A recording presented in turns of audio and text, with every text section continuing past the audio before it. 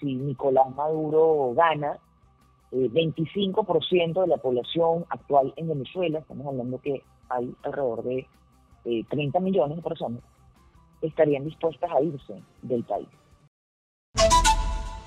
Voy a conversar con Nancy Arellano, presidenta de la asociación Bene Activa, a propósito de las elecciones que van a desarrollarse en Venezuela el próximo 28 de julio y sobre el impacto que esto podría tener en Perú.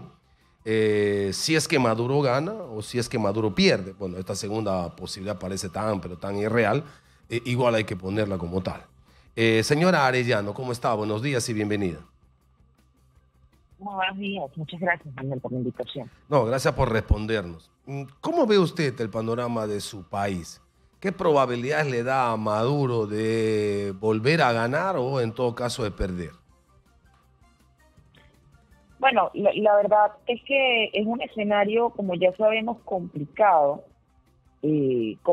por respecto de las garantías para un proceso que se tengan todas las condiciones de imparcialidad ideales, ¿no? En un escenario democrático.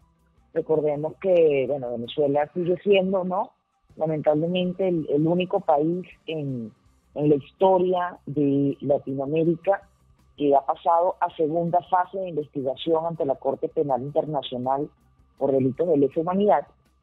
Sin embargo, no es menos cierto de que este escenario que está ocurriendo ahorita es bien sui generis respecto de escenarios anteriores. Primero porque encontramos en las encuestas una distancia de casi 20 puntos a favor de la oposición. Eso está pensando, ¿no?, este escenario electoral como no había ocurrido en los últimos procesos electorales. Además, el tipo de candidatura que se ha configurado a partir de los distintos actores de la oposición que se han puesto de acuerdo en torno al señor Edmundo González, también presenta, ¿no?, un escenario distinto al personalismo clásico, al actor político partidario clásico que había participado en las contiendas anteriores. Y parcialmente se han admitido varios de los actores de observación electoral que también se pensaba que no iba a ocurrir y ha ocurrido. Y la animosidad en calle ha mostrado que se encendió, ¿no?, esa llama de búsqueda de confianza en el proceso electoral. Y recordemos que en los procesos electorales, pues, al fin y al cabo, el corazón para un proceso electoral, pues, son los electores. Si la gente está movilizada, si la gente está participando de las mesas como personeros, como testigos electorales, se complica, ¿no?, la situación para cometer fraude, para intentar usar, ¿no?, el proceso electoral para lavar la cara a claro, un sistema, ¿no?, que puede... digamos que ese elemento va a ser muy importante a la hora de controlar, de fiscalizar, de darle garantía a un proceso transparente. Pero hay como varios elementos ahí. ¿Qué otros más hay? Adicional al tema de la participación, claro, si se participan acá, diríamos, por ejemplo, un candidato que tenga personeros en la mayor cantidad o en la totalidad de las mesas garantizan que al quedarse con una acta... Claro, eso es lo que está está ocurriendo, ¿no? Okay.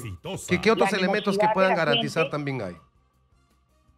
La predisposición, el hecho de las observaciones electorales, los observadores, si bien es cierto todavía no hay ningún tipo de cambio respecto de la observación de la Unión Europea. Sí se ha confirmado una observación del Centro Carter, sí se ha confirmado la observación por COPAL, por varios... ¿Y esas misiones de observadores van a ser aceptadas por el gobierno?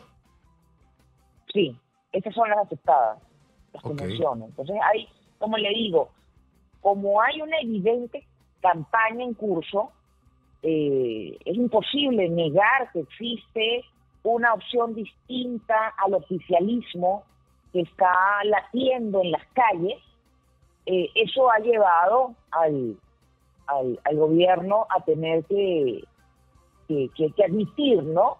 Un mínimo de condiciones que garanticen un proceso conforme, insisto, a la Constitución vigente en Venezuela. Aquí estamos hablando de que si se trata de hablar del principio de autodeterminación de los pueblos, es en términos de la Constitución vigente de ese pueblo, ¿no? No se trata de los gustos, ¿no? De esa mañana de quienes detentan el poder, sino se trata de ir en el marco constitucional y de las leyes dadas. Una cosa lamentable, sin embargo, es que los ciudadanos venezolanos pierdan su derecho a voto cuando están fuera de su país y no tienen las exigencias establecidas por el gobierno, ¿no? Eso ha sido parte de las condiciones adversas. Estamos hablando de que casi 25% del padrón electoral ha quedado fuera de su derecho legítimo a formar parte de la decisión. Se ha respetado el ejercicio, o se ha violentado el ejercicio del derecho al voto. Esto, bueno, se suma, insisto, a una serie de un listado largo de vulneraciones de los derechos fundamentales de las venezolanas y los venezolanos, en el caso específico de los venezolanos en el exterior. Aún así, hay 20 puntos de diferencia en las encuestas dentro del territorio, sino la distancia sería aún mayor. Sí, claro. Sin embargo, resuenan las palabras de Nicolás Maduro, ¿no? Cuando dicen por las buenas o por las malas, hablando de ganar elecciones. Sí, bueno, ya ha ocurrido en el escenario anterior. Mira, fíjate, un escenario bastante parecido, ¿no? Fue el escenario del año 2007. En el año 2007, cuando Hugo Chávez propuso la reforma constitucional, se dio un escenario sui generis en términos de electorales, porque como no era una candidatura en sí misma, ¿no?, sino la propuesta de votar sí o no frente al modelo de socialismo o no, con la reforma que pretendían implantar constitucional, pero prendió una campaña no liderada por los partidos, sino prendió una campaña liderada en aquel momento por el movimiento estudiantil, y se configuró un escenario de mucha animosidad por parte de la ciudadanía y de participación cívica y de autogestión de la propia campaña, que es lo que estamos viendo ahorita. No es que hay grandes capitales en la campaña de la oposición, sino que hay una participación vecinal, comunitaria, activada en una candidatura que tiene básicamente 3 endosos de modelo y que propone es ser un vehículo de transición. No es una propuesta política en sí mismo, sino o programática de gobierno, sino que promete es una transición, abrir la cancha. Y todo eso configura, insisto, un escenario más de recuperación de espacios cívicos, de competitividad democrática, que una promesa en sí mismo, ¿no?, de un modelo de gobierno. Ahora, ¿no? Nosotros en Perú, por supuesto, sabemos que... Perdón, para terminar dígame, ahí. ¿cómo no? Dígame. Y en 2007 justamente fue la única elección que ganó la oposición en Venezuela a Hugo Chávez.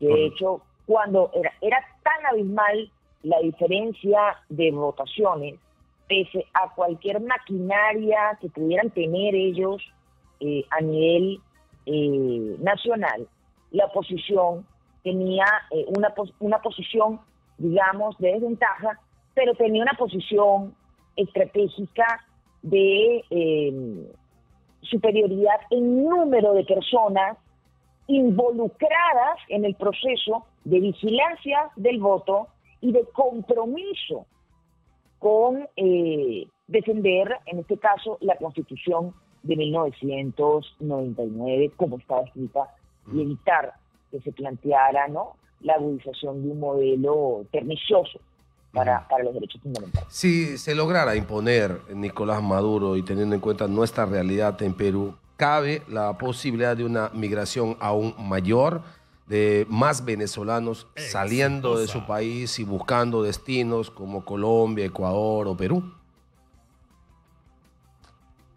Cabe la posibilidad, en efecto, hay estudios que indican que si Nicolás Maduro gana, 25% de la población actual en Venezuela, estamos hablando que hay alrededor de 30 millones de personas, estarían dispuestas a irse del país. O sea, 6 millones más de venezolanos podrían salir. Sí. Claro, si se agudiza, insisto, un modelo de restricción de derechos, si hay un control o termina de implantarse un modelo hegemónico que cercena los derechos de las personas naturalmente van a buscar salvaguardar su vida. Insisto, Venezuela es el único país en la historia de Latinoamérica que ha pasado a segunda fase en una investigación de la Corte Penal Internacional por delitos de lesa humanidad. Evidentemente, la gente... Por eso es tan importante apoyarnos un proceso de salida democrática del problema, de dirimir dónde está el punto mínimo negociable para lograr, ¿no?, conciliar que haya un entendimiento de garantías del desarrollo del país.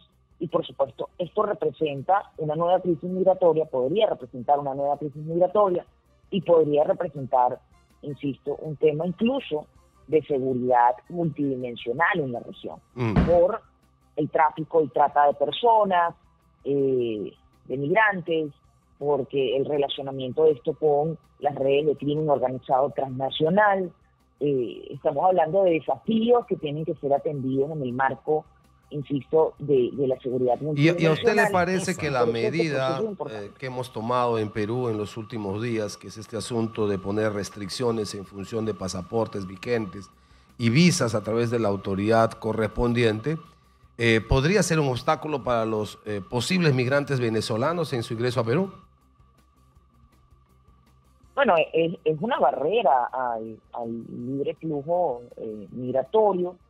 Es completamente contrario, ¿no?, al libre tránsito intrarregional. Recordemos, bueno, en el supuesto de que Venezuela, por ejemplo, nunca hubiese salido, supongamos, ¿no?, nunca hubiese salido de la CAN, el tránsito de los venezolanos por los países andinos sería libre tránsito solo con la cédula de identidad, etcétera, etcétera. Cosa que ocurrió vía Mercosur hasta el año 2019, cuando por la suspensión, alegando la suspensión del Mercosur, el Perú ya había impuesto, ¿no?, la solicitud de pasaporte y visado, ¿no?, desde junio de 2019.